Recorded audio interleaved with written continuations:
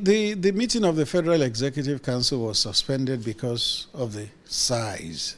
You have over 50 people seated in the council chambers whenever the meeting holds, and that is not advisable at a time like this.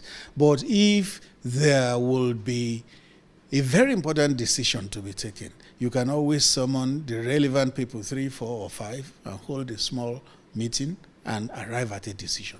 It does not mean that one man is going to be taking all the decisions. Of course, yes, there are executive decisions, but the ones that must pass through consultation and which must have the buy-in of the Federal Executive Council can always be discussed at smaller meetings.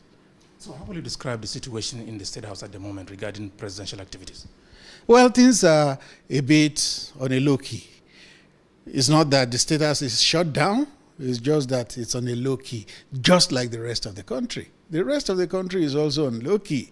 There is partial lockdown in most parts of the country. So what is happening at the State House can also be called a partial lockdown, not a complete lockdown. So is it true that a test was carried out on President Muhammadu Buhari on COVID-19? Well, what did you hear about the result? They say it's negative. Good. So that calls for rejoicing with him.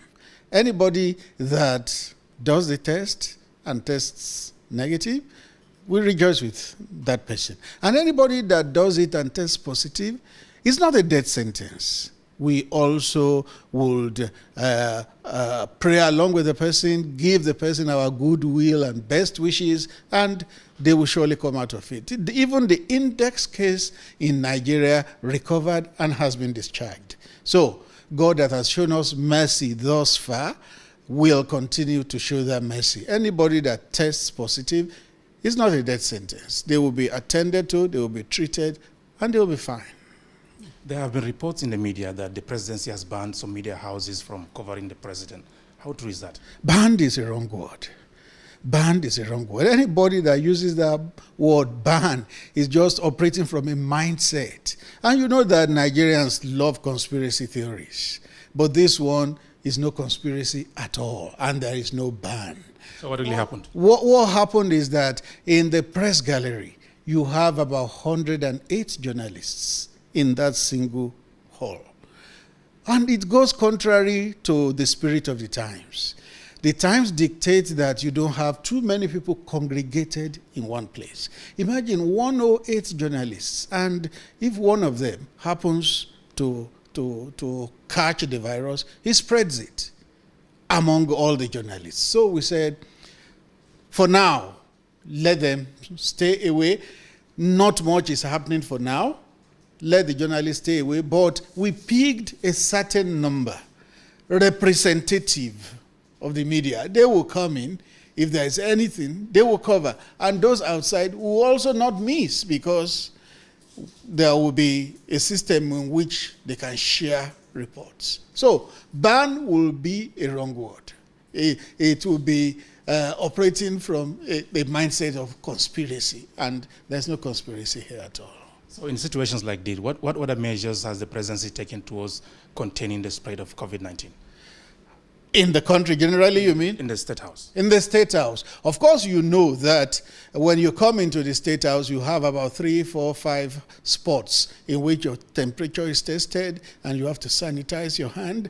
And if you come in and your temperature is way, way, way above a certain figure, then you will be advised to go for test and to take care of yourself. So I think so far so good. Before you get into the general area, you will meet about 3 areas of test. And before you get into the president's area, you meet like another 2. So I believe that a lot has been done to ensure that those who operate in the presidency are taken care of. So is there a need for panic at times like this? No, panic would not be the right thing to do. Because when you panic, you are bound to make mistakes. When you panic, you get agitated. And the situation does not call for that. Rather, it calls for cooperation with government. When they give instructions, let's abide with those instructions. And a number of things have been put in place to ensure that the well-being of Nigerians is taken care of. Thank you, sir. Thank you. Thank you.